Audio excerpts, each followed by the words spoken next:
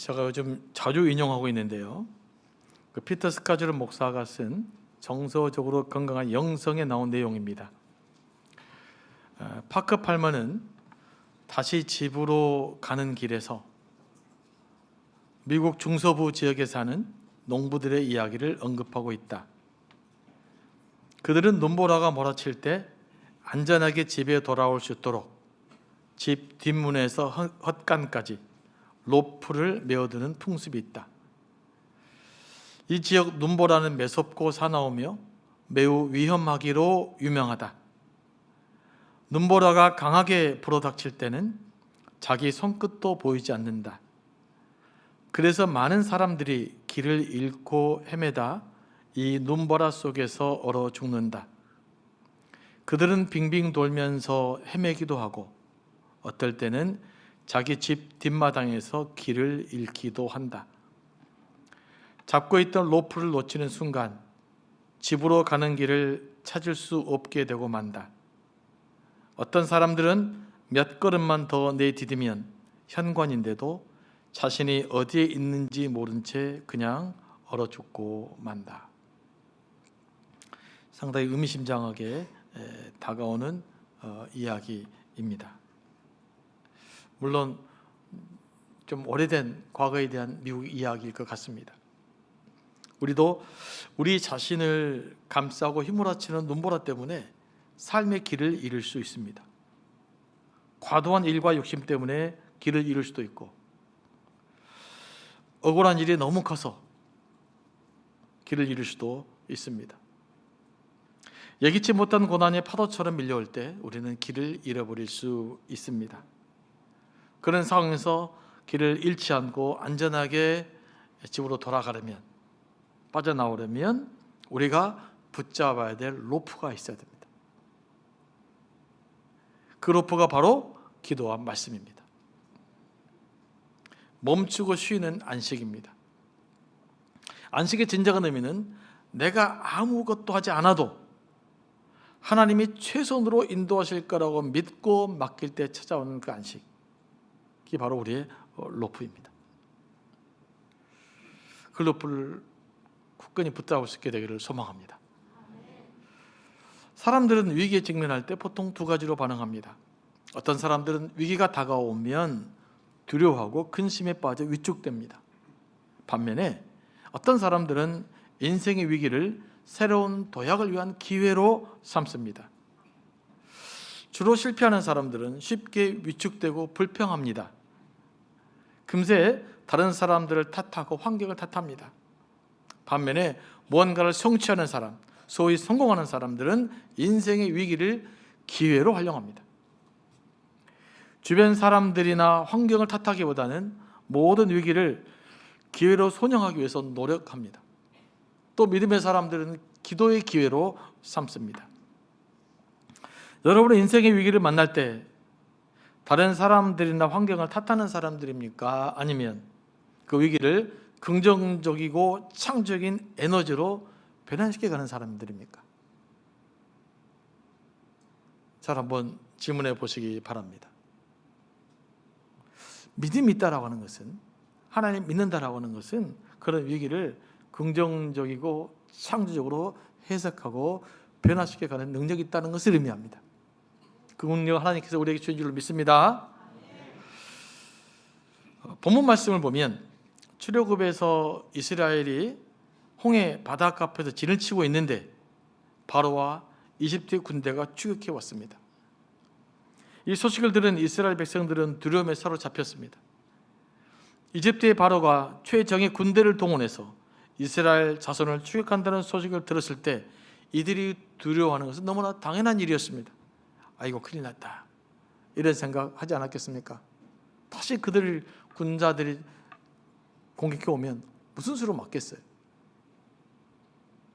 하지만 문제는 그 이후의 반응입니다. 모두가 위기를 닥치면 두려워합니다.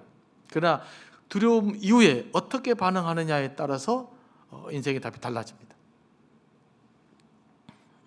문제는 사람이 한번 큰 두려움에 사로잡혀버리면 무기력해진다는 사실이에요. 그래서 긍정적이고 창조적인 생각을 못합니다. 자신의 선택을 후회하고 책임을 지기 싫으니까 다른 사람을 탓하고 불평하기 급급합니다. 오늘 본문에서 이스라엘 자손들은 이런 모습을 우리에게 여실히 보여주고 있습니다. 이스라엘 사람들 어떤 사람들입니까? 모세를 통해서 출애굽하는 과정 속에서 하나님의 위대한 기적들을 직접 경험한 사람들입니다. 그들은 유월절 사건을 통해서 역사하시는 하나님의 능력을 경험했습니다. 애굽의 장자들이 죽임당할 때에 문설주에 양의 피를 바른 이스라엘의 장자들은 한 명도 죽지 않았습니다. 그들은 하나님의 선택적 은혜를 받은 사람들입니다. 그 놀라운 경험이 있음에도 불구하고 그들은 위기가 다가오자 금세 모세를 탓하고 원망합니다. 하나님 언제 그랬냐? 이런 거죠. 11절 말씀 보니까 이렇게 말합니다. 애굽에 매장지가 없어서 당신이 우리를 이끌어내어 이 광야에서 죽게 하느냐? 이럴 거면 우리를 왜 데려왔느냐? 이런 말입니다. 멘탈이 약한 사람들이 위기를 맞게 되면 금방 다른 사람 탓합니다. 너 때문이라고. 금세 남편 탓, 아내 탓, 부모 탓, 자식 탓, 요즘부터 정치인 탓, 또 교회 탓, 다 다른 사람 탓을 해요. 다 자기는 문제가 없다고 생각하는 것 같아요. 두려움에 사로잡힌 이스라엘 자손들이 뭐라고 말합니까? 이럴 바야 애굽의 종살이가 더 낫다는 것입니다. 무슨 뭐 애굽의 종살이가 낫겠어요? 근데 다른 사람 뜻 이야기 아닙니다. 바로 제 이야기예요. 저도 그랬어요. 미국에서 제가 너무 어렵고 힘든 시간들을 겪고 있을 때 후배들이 전화가 와요. 선배님, 제가 유학을 좀 가고 싶은데 어디로 가면 좋을까요? 그럼 제가 그랬어요. 오지 마라, 힘들다. 와봐야 고생만 하고 오지 마라, 한국에 잘 살아라. 그때 저한테 연락한 사람 한 명도 저한테 긍정적인 답 못했어요. 미국 와봤자 집값 날리고 전세 다 날리고 빈털터리 된다. 한국에서 손 벌리 와라 그럴 줄 아냐. 그냥 가만히 한국에 있어라. 그랬어요. 제가 힘드니까. 그때 저도 낙심을 해버리니까 좋은 기회가 있었음에도 불구하고 저는 지금 그때 후배들은 좀 미안하기도 해요. 그래서 안 오시는 분들도 있거든요. 가끔 그럽니다. 형님은 저한테 오지 마라 그래놓고 자기만 미국에 살다가 왔다 뭐 그러기도 합니다. 근데 한번 위축되고 그런 경험이 있으면 쉽사리 그렇게 돼버리더라고요. 미래의 가능성, 하나님의 가능성보다는 내 경험에 집착하게 될 경우가 많이 있더라고요. 12절 말씀입니다. 우리가 애굽에서 당신에게 구한 말이 이것 아니냐? 이르기를 우리를 내버려 두라. 우리가 애굽 사람을 섬길 것이라 하지 아니하더냐? 애굽 사람을 섬기는 것이 광야에서 죽는 것보다 낫겠노라. 이렇게 말해요. 이스라엘 백성들이 처음 이집트를 떠났을 때 그들은 어땠을까요? 얼마나 기뻤겠습니까?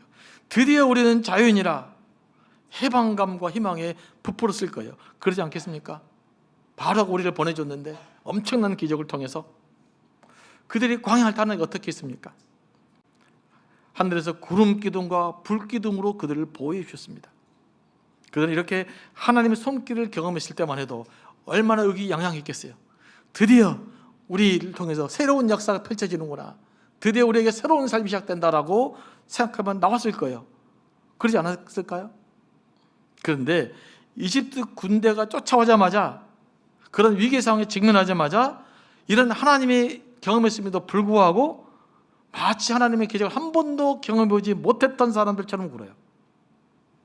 모세를 찾아와서 원망부터 합니다. 마치 애굽의 생활이 좋았던 것처럼 과거의 고통조차도 미화해버립니다. 출애굽기 3장을 보면 어떤 일이 벌어지냐면요, 히브리인들이 노예 생활 때문에 엄청 고통을 받아요. 너무나 고통스러워 하나님께 부르짖었습니다. 어떻게 부르짖어요? 하나님이 그 부르짖음을 듣고 반응할 수밖에 없을 정도로 부르짖었어요. 얼마나 힘들었으면, 얼마나 크게 부르짖었으면 하나님이 그 소식을 듣고 어떻게 말합니까? 모세를 불러다 그들에게 보낸 거예요. 그래서 모세를 통해서 출애굽에 나왔잖아요. 근데 무슨 애굽이 좋아요? 무슨 애굽의 노예 생활이 훨씬 더 나아요? 훨씬 나은 길을 가고 있음에도 불구하고 조그만 위기가 생기니까 금세 옛날에 좋았는가 보다 뭐 그러고 있는 거죠. 금세 과거가 좋다고 이렇게 이야기를 해버리고 맙니다. 여러분, 우리 인생에 꽃길은 없습니다. 저는 그래서 결혼식 때 꽃길만 펴세요, 그런 건 안 했으면 좋겠어요. 우리 인생은 끊임없는 걸림돌이에요.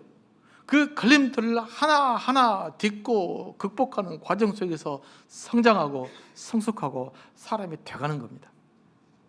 그러니까 어떻게 우리에게 주어진 고난과 난관들을 믿음으로 극복할 것이냐, 이 질문을 던져줘야 되는 거예요. 차라리 안 했으면 좋았을 텐데, 옛날에 좋았는데, 이런 태도를 실패하는 사람들의 특징이라고 그래요. 아무것도 못하는 사람들이 이런답니다. 차라리 안 했으면 좋을 텐데, 옛날이 좋았다. 하지만 여러 가지 리더십 책들을 보면, 또 성공하는 책들을 보면 이런 이야기를 하고 있어요. 도전하고 실패하는 것이 아무것도 안 하는 것보다 훨씬 낫다. 많이 들어보셨죠? 여러분, 뭔가 두려워서 위축되어서 혹시 아무것도 못하고 있지 않으십니까?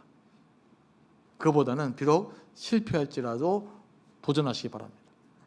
시도해 보시기 바랍니다. 믿음으로 뭔가를 해보시기 바랍니다. 그래서 하나님의 역사를 경험할 수 있게 되기를 소망합니다. 아무것도 안 하면 아무 일도 일어나지 않습니다. 무엇인가를 해야만 일이 일어나는 것입니다. 실패라도 해야 뭔가 일어나게 돼 있어요. 여러분, 아무것도 여러분 인생에 이루어지지 않기를 원하십니까? 그럼 가만히 있으세요. 그러니까 여러분 인생에 뭔가 일어나기를 원하십니까? 그러면 믿음으로 시도하고 도전해 보시기 바랍니다. 하나님 역사가 일어날 줄로 믿습니다. 자꾸 과거를 추억하고 그때가 좋았다고 하고, 어려움에 직면할 때 자꾸 다른 사람 탓하고 환경 탓하고 자기 탓하고, 이러면 우리의 미래는 없어지게 돼 있습니다. 그래서 우리 교회의 미래도 민족의 미래도 마찬가지입니다. 자꾸 누군가를 탓하기 시작하면 그 공동체의 미래는 사라집니다. 그럼에도 불구하고 새롭게 도전하고 새롭게 시도하고 믿음으로 뭔가를 해 나갈 때 하나님의 역사가 이루어질 줄로 믿습니다. 그래서 우리는 비록 이게 있지만 하나님은 우리를 통해서 무엇인가를 만들어 가실 것을 기대하고 꿈꾸고 도전하고 시도해야 될 줄로 믿습니다. 그래서 하나님을 경험하셔야 돼요. 그러면 신앙생활 얼마나 큰 행복인지, 큰 감사인지, 큰 능력인지 우리가 알게 될 것입니다. 모세의 태도는 이스라엘 백성들과는 달랐죠. 모세도 애굽 군대가 출동해서 자기를 쫓아오고 있다는 것을 알았지만 모세는 결코 그들을 두려워하지 않았습니다. 13절 말씀이죠. 너희는 가만히 있어서 여호와께서 오늘 너희를 위하여 행하시는 구원을 보라. 모세는 왜 이렇게 두려움 없이 담대할 수 있었을까요? 그들을 구원하시는 하나님을 믿었기 때문입니다. 과거 역사하신 하나님이 지금도 역사하실 것이고 앞으로도 역사해 가실 것이라고 믿었기 때문입니다. 그 믿음이 있기 때문에 모세는 담대할 수 있었던 것이죠. 이 믿음이 우리 그리스도인의 능력입니다. 우리가 능력을 받으실 때는 이 하나님의 위대하심을 믿을 때 우리에게는 비로소 하나님의 능력이 나타납니다. 그러나 어떤 성경의 약속도 여러분들이 믿지 않아버리면, 믿기를 거절해버리면 여러분에게 아무 일도 일어나지 않습니다. 믿음의 역사를 기대하면 그 약속 하나님을 믿고 기대하고 신뢰하고 도전하고 시도해 보시기 바랍니다. 13장을 보면 20절 말씀 보면요, 원래 이스라엘 자손들은 광야 끝에 있는 에담의 장막을 쳤어요. 그런데 하나님께서 다시 명령합니다. 이스라엘 백성 모세에서 바닷가에 진을 치게 만들어요. 배수진을 치게 한 겁니다. 애굽 사람들이 공격해 올 때 피할 곳이 없게 만들었어요. 13장과 14장 읽어보면 이게 자세히 기록되어져 있습니다. 원래 배수진은 어떻게 치는 겁니까? 정예 부대들이 결사각오하고 전쟁을 수행할 때 치는 진입니다. 그 유명한 황산벌 전투같이. 하지만 군사 훈련을 받지 않는 오합지졸의 백성들이 바다에 등을 치고 배수진을 친다? 이거는 정말 위험한 일이죠. 그러니까 군사적 작전으로 볼 때, 상식적으로 볼 때 하나님은 최악의 장소에서 진을 치게 만든 것입니다. 그러니까 이스라엘 백성들을 의도적으로 진퇴양난에 빠뜨려 버린 거예요. 그러면서 그 이유를 설명하고 있습니다. 14장 4절에서 하나님은 이렇게 장막 친 이유를 말해주고 있죠. 야, 바로의 마음이 내가 완악하게 했다. 그래서 바로가 다시 너희들 추적해 올 거다. 그러면 내가 그와 그 군대로 말미암아 영광을 얻을 것인데 애굽 사람으로 말미암아 내가 진짜 하나님인 여호와인 줄 알게 하겠다. 이렇게 이야기하세요. 그렇게 이야기했더니 무리가 그 말을 듣고 감동받아서 그대로 행했습니다. 처음에 순종했단 말이에요. 그래서 이제 장막을 다 쳤죠. 그럼에도 불구하고 정작 애국 군대가 출애굽해 오니까 하나님도 약속을 믿고 말씀도 하시고 순종도 했는데 정작 애국 군대가 출애굽해 오니까 이스라엘 백성은 그 하나님의 약속을 믿지 못해요. 그렇게 약속했는데 지켜주겠다는 말씀 미리 하셨는데 그리고 그냥 모세를 원망하고 모세를 따라 나온 것을 후회했습니다. 이게 참 아이러니 같지만 이게 우리들의 모습입니다. 그들은 이미 하나님의 위대한 능력을 경험했음에도 불구하고 그 경험들을 창조적으로 살려내지 못해요. 그저 불평하고 다른 사람 탓하고 자신의 선택을 후회하고 과거를 그리워할 따름입니다. 여러분, 이런 식으로는 절대로 여러분의 인생을 성공적으로 살아낼 수 없어요.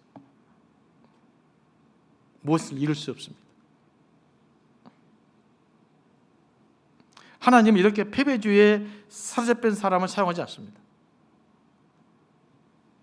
여러분, 겸손과 패배주의는 다릅니다. 제가 교회 와보니까 이 겸손과 패배주의가 교묘하게 섞여 있어. 그래가지고 그냥 패배주의적인 생각을 겸손으로 가장해가지고 하기 싫으면 겸손이 되는 거고 불안하면 겸손되는 거고 자신감 없으면 겸손을 핑계도 아무것도 안 하려고 그래요. 여러분, 그거는 겸손이 아니에요. 패배주의적인 생각이지. 두려움인 것이죠. 여러분, 여러분의 두려움을 겸손으로 가장하지 마시기 바랍니다. 진정한 겸손은 뭐예요? 능력이 있음에도 불구하고 자기를 낮추는 거죠. 다른 사람을 나를 다른 사람보다 낮게 생각하지 않는 거예요. 아무리 능력이 많아도 하나님을 믿고 하나님 앞에 겸손한 겁니다. 그러므로 진정한 겸손한 사람은 어떤 사람일까요? 하나님이 힘을 주실 때는 담대하게 되는 거예요. 그러니까 하나님 앞에 겸손한 사람은 하나님이 능력 주실 때는 담대한 사람으로 바뀌는 겁니다. 이게 진짜 겸손이에요. 겸손은 비굴한 것이 아닙니다. 자꾸 피하고 숨고 달아나는 것이 아니에요. 이런 것을 겸손으로 착하지 마시기 바랍니다. 우리에게 필요한 것은 진정한 겸손이에요. 하기 싫은 거, 두려움, 다시 말씀드립니다. 겸손으로 가장하지 마시고 그 두려움을 하나님 앞에 내놓을 수 있게 되기를 원합니다.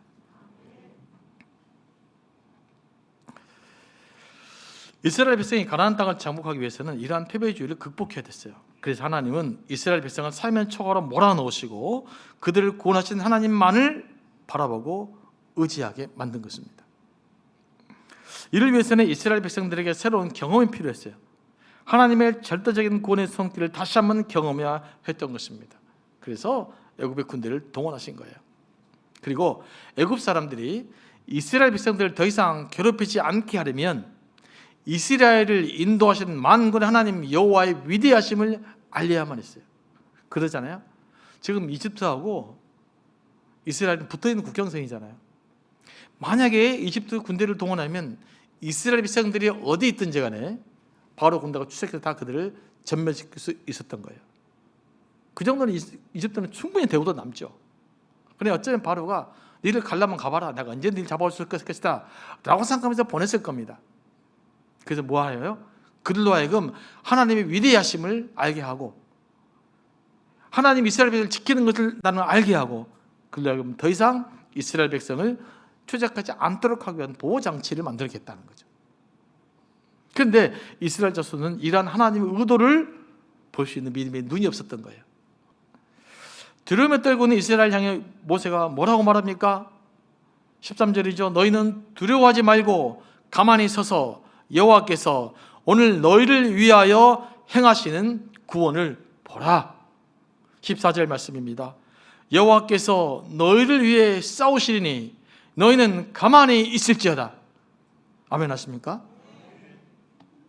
속된 말로 오도방정 떨지 말고 가만히 서서 하나님의 능력을 기대하고 바라보라는 거예요. 우리가 때로는 가만히 서서 하나님의 위대한 능력을 바라봐야 할 때가 있는 거예요. 내가 두 손 두 발 다 내려놓고 하나님만 바라봐야 될 때가 있습니다. 그 하나님 위대하심을 기대할 때가 있어요. 그럴 때는 그렇게 해야 돼요. 모세의 담대함은 하나님에 대한 믿음에서 나온 것입니다. 하나님이 반드시 우리를 지켜주실 것이다. 그래서 믿음이 중요합니다. 이 하나님에 대한 믿음이 있어야 소위 배짱이라는 게 진짜로 나와요. 겉으로 배짱 나는 척한 거 말고 진짜 배짱이 나와요. 그래서 이 안에서 진짜 담대함이 나오는 것입니다. 우리가 정말로 담대하게 용기 있게 살아갈 수 있는 방법은 어디에 있느냐? 하나님에 대한 굳건한 신뢰 속에 있는 거예요. 그래서 예수 믿는 사람들이 잘 살게 되는 것입니다. 당당하게 살아갈 수가 있는 거예요. 큰 소리 친다고 당당한 것이 아닙니다. 속이 딱 단단해서 무슨 일이 와도 딱 버티고 있을 줄 알아야 단단한 거죠. 근데 모르면 막 큰 소리 쳐요. 왜 그럴까요? 불안해서 그래요. 자신이 없어서 그래요. 자신감 있으면 굳이 그럴 필요도 없어요. 여러분 내면에 당대해지기를 원합니다. 튼튼해지기를 원합니다. 그래서 하나님을 굳세게 믿을 때 그런 내면의 튼튼함이 우리에게 만들어져 갈 줄로 믿습니다. 여러분, 하나님께서 여러분이 아무리 어려운 상황에 처해 있을지라도 여러분을 반드시 지키실 줄로 믿으십니까? 지금 여러분이 맡고 있는 어려움과 위기 상황이 하나님의 영광을 드러내기 위한 과정으로 믿으십니까? 이 믿음이 있을 때 우리는 아무리 어려운 상황이 찾아와도 긍정적이고 창조 에너지로 바꿔서 하나님의 뜻을 드러낼 줄로 믿습니다. 다시 말씀드립니다. 이 믿음은 믿지 않으면 아무런 효력이 발생하지 않습니다. 믿지 않으면 아무런 일이 일어나지 않습니다. 하나님에 대한 믿음은 믿고 신뢰할 때 비로소 하나님의 역사가 일어나는 것입니다. 우리의 능력은 우리에게 있는 것이 아니라 우리 뒤에 있는 하나님께 있는 것입니다. 그러므로 위기에 대처하는 가장 지혜로운 방법은 하나님을 앞장세워서 하나님께서 우리를 대신하여 행동하게 하는 것입니다. 하나님 먼저 싸워 나갈 수 있도록 하나님 우리 삶을 내어 드리는 것입니다. 우리는 하나님 뒤만 따라가면 됩니다. 그러면 하나님 반드시 선한 길로 승리의 길로 우리를 인도해 주실 것입니다. 우리는 예상치 못한 곳에서 인생의 위기를 맞습니다. 서두에 언급된 것처럼 거친 눈보라처럼 두려움이 너무 커서 그 고난이 너무 커서 우리의 눈을 앞을 딱 가려버릴 때가 있어요. 그때 우리가 붙잡아야 될 로프가 바로 여러분 옆에 있다는 것을 기억하시기 바랍니다. 하나님의 약속의 말씀, 기도, 예수 그리스도, 그 로프만 붙잡으면 어떤 상황 속에서도 그 문제를 안전하게 해결해 갈 줄로 믿습니다.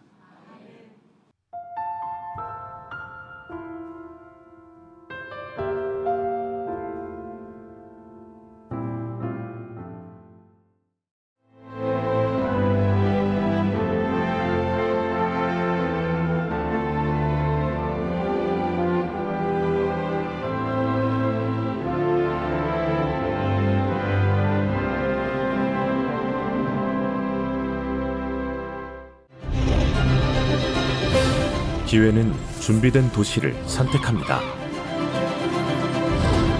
대지엔 바이오, 반도체, 도심엔 문화, 하늘엔 우주. 대한민국 미래 산업의 새로운 가능성을 열어가는 곳. 격이 다른 도시, 순천입니다.